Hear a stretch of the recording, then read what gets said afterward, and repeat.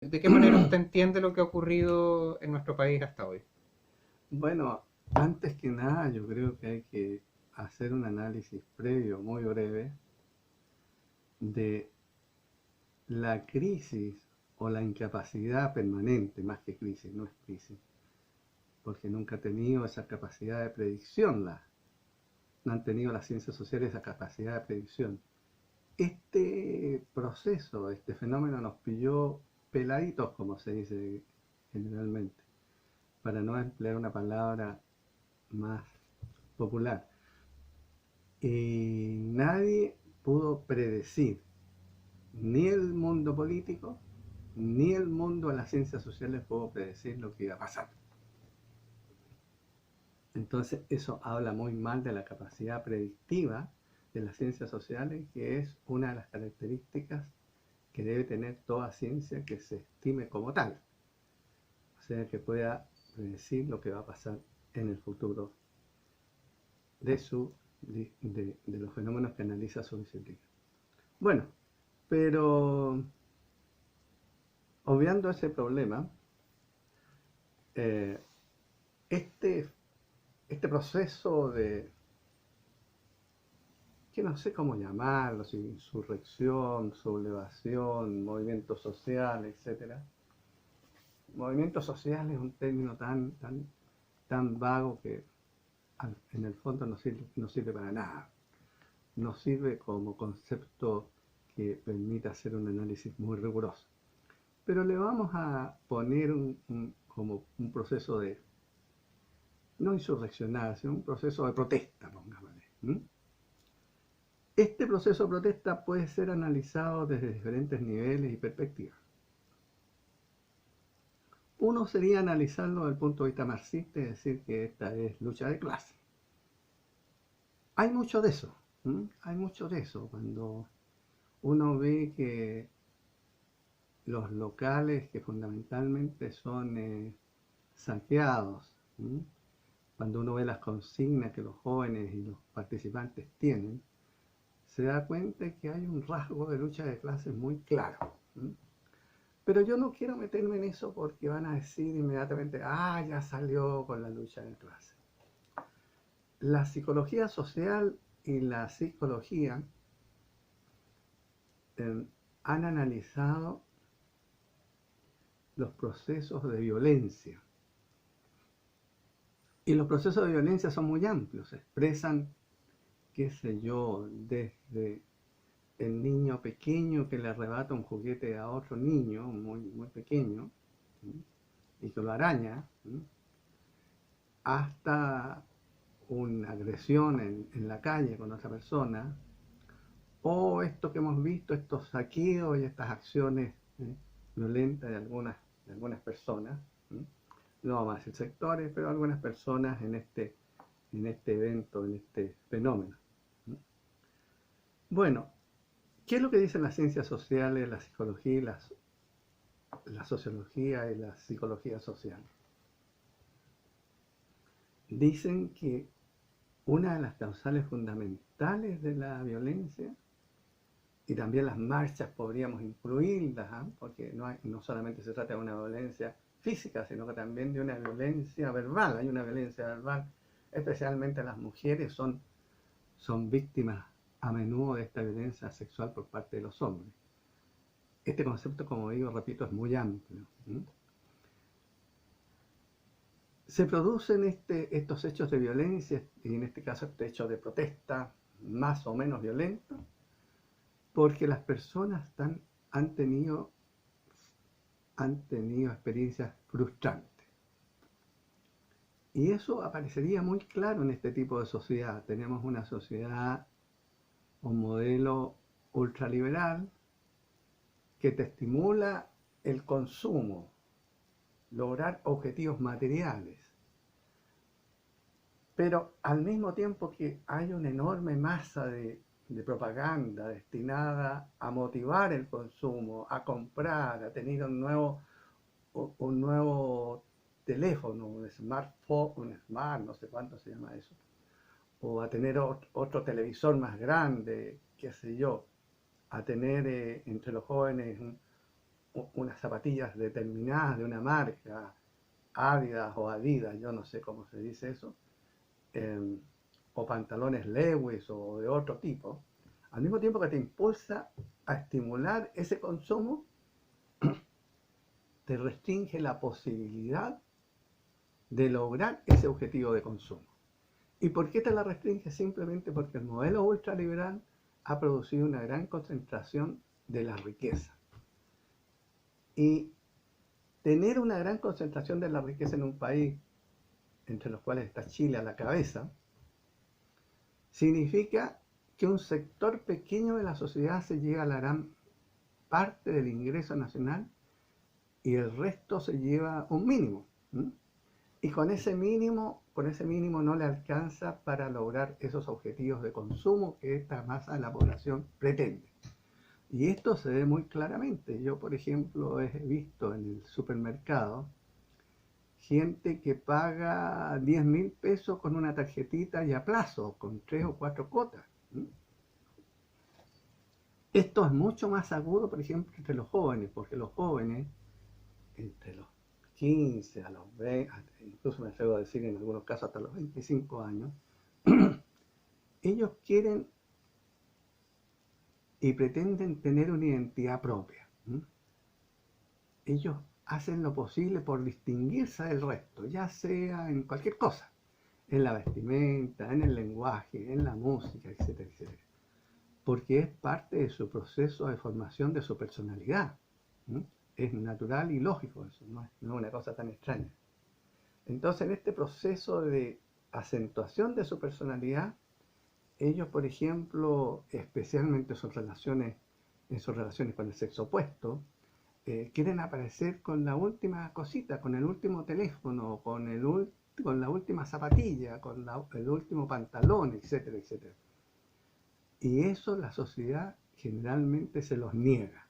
Y se los niega por esta alta concentración de la riqueza. Entonces, una sociedad que en general ha sufrido tantas frustraciones, que sufre frustraciones con el sistema de salud, que sufre frustraciones por el sistema educacional, que no puede estudiar, que sufre frustraciones en el consumo, que sufre frustraciones por las pensiones, etcétera, etcétera, tiene una gran frustración y esta gran frustración gatilla y tiene que en algún momento determinado gatillar esa agresividad latente de los seres humanos que ha sido muy estudiada a partir de Konrad Lorenz, etcétera, etcétera, etcétera. Konrad Lorenz y otras escuelas evolucionistas, con muchos ejemplos, han probado que el ser humano es violento, que es agresivo, que existe una agresividad innata. Y esa agresividad innata se da desde los niños más pequeños que no han tenido procesos todavía de socialización. Cuando un niñito de 3 años, por ejemplo, le quita un juguete a otro de la misma edad o lo rajuña, ese niño seguramente no ha visto un proceso de violencia en su propia familia. O sea, no es una cosa aprendida. No se puede decir el niño aprendió a ser violento porque vio a su padre o a su madre discutir o pelearse. Es posible que en algunos casos sí, pero lo más frecuente es que no. Entonces, esta violencia innata propia de los seres humanos es gatillada, entonces, esta agresividad, por estos procesos de frustración a que los ha llevado el sistema liberal que impera en este momento en este país y en general en el mundo. Ahora, hay algunas cosas que son de larga data. Por ejemplo, hay una consigna muy bonita, una consigna que dice, no son 30 pesos, son 30 años. Y esa consigna, a pesar de ser muy bonita, muy expresiva, es insuficiente, se queda corta. Latinoamérica ha tenido un proceso de atropellos por parte de los grupos dominantes y de frustraciones desde el inicio de la colonización española. O sea, Latinoamérica tiene una historia de frustraciones y de saqueos porque esto es importante. Generalmente en la prensa y en la televisión se muestran los actos de saqueo, qué sé yo, de un supermercado, de una farmacia o otras cosas. No se muestran estos saqueos que son muchísimos, pero 1000 veces más importantes. Latinoamérica fue saqueada desde la llegada de los españoles a estos países. Fueron miles de kilos de oro y de plata que se llevaron los españoles y de los cuales existen registros, porque los españoles, como tenían que dar el 5% a la monarquía, ¿sí?, tenían un registro muy minucioso en la casa de contratación del oro que llegaba a los puertos. El oro oficial, porque también había contrabando que iba por fuerita, ¿sí?, y de ahí se han sacado estos datos de ese enorme saqueo. Y ese saqueo estaba basado en un abuso enorme. Aquí en Marga Marga, por ejemplo, lo dicen los cronistas españoles, no lo inventa nadie.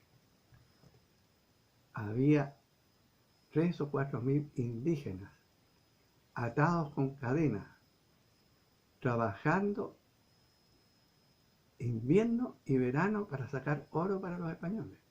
Morían por centenares, de gripe, de tuberculosis, mal alimentados, de golpes, etcétera, etcétera. Y cuando una de estas pobres víctimas fallecía, o se desmoronaba, o se desvallecía por el trabajo, o por las enfermedades, simplemente lo desencadenaban cortándole el cuello, porque estas cadenas generalmente eran atadas al cuello, a veces a la pierna, al pie. Pero muy a menudo o le cortaban el cuello o le cortaban el pie y lo desencadenaban, y la columna de trabajadores que sacaban oro seguía marchando adelante. Bueno, ¿y qué podemos decir después? Después de estos demonios españoles, nosotros tenemos que los chilenos no lo hicieron mal tampoco. A la altura de 1880, un poco antes, a partir de 1860, por ejemplo, el ejército chileno invade el territorio libre que tenían los mapuches a partir del Biobío, que había sido reconocido por las autoridades españolas y que había sido reconocido también como libre por el primer movimiento independentista de Chile, por todos nuestros próceres. Lo invade y le arrebata, le saquea miles y miles de hectáreas productivas. ¿Y para qué? Muy simple, para darle mayores oportunidades de ganancia a los latifundistas del centro de Chile, que tenían en ese momento el gran negocio de la exportación de trigo a California, Australia y todos sus países. Necesitaban nuevas tierras para producir más trigo y para poder exportar y para ganar más. Y para eso recurrieron al recurso simple de invadir el territorio araucano, que todavía estaba libre, invadirlo por la fuerza, no con ideas, invadirlo por la fuerza y arrebatárselo a los mapuches, y a los mapuches dejarlo reducido a un mínimo. Y después siguen estos saqueos. El saqueo del imperialismo inglés del salitre chileno, por ejemplo. Una guerra en la cual se desangra Chile, Bolivia y Perú, y cuyos beneficios se los llevan los ingleses. Basado en los mismos principios actualmente, de la libertad de comercio, de la libertad de mercado, de la libertad de emprendimiento, etcétera, etcétera, etcétera. O sea, los Larraínes, los Errázuriz, los Walker, etcétera, etcétera, todos esos mismos antecesores de los actuales fueron los que le entregaron el salitre a los ingleses. Y después le entregan el cobre a los norteamericanos. Y sigue el saqueo. Y este saqueo ha sido ininterrumpido, no se ha interrumpido nunca, excepto en el periodo de Allende, cuando se nacionaliza el cobre y las principales industrias básicas para el país. Y ahora tenemos el saqueo producido por la colusión del papel, de los pollos, etcétera, etcétera, etcétera, etcétera. El saqueo de las AFP, el saqueo que significa un sistema de salud tan desigual, etcétera. Entonces, este largo historial de frustraciones que ha tenido el pueblo chileno, revitalizado con este modelo ultraliberal, porque hemos tenido periodos mucho más progresistas, en los cuales el Estado intervenía y trataba de amortiguar las desigualdades y la explotación del modelo capitalista. Han existido. El modelo que empleó Frey, por ejemplo, con la reforma agraria, etcétera, con las políticas de la CEPAL, tenía esa finalidad, o sea, darle mayores ingresos a ciertos sectores campesinos y sectores urbanos de tal manera de desarrollar la industria. Reformista y todo lo que se quiera, pero por lo menos desde un punto humano era mucho más aceptable. Entonces, esas son las cosas, esa larga trayectoria de saqueo, de frustraciones del pueblo chileno histórica, que en alguna medida llevamos en nuestro ADN histórico. ¿Mm? No seguramente en nuestro ADN biológico, pero en nuestro ADN histórico. Complementado, acentuado por el modelo actual económico-político, es lo que, desde mi punto de vista, explica esta efervescencia social y este enorme movimiento de protesta.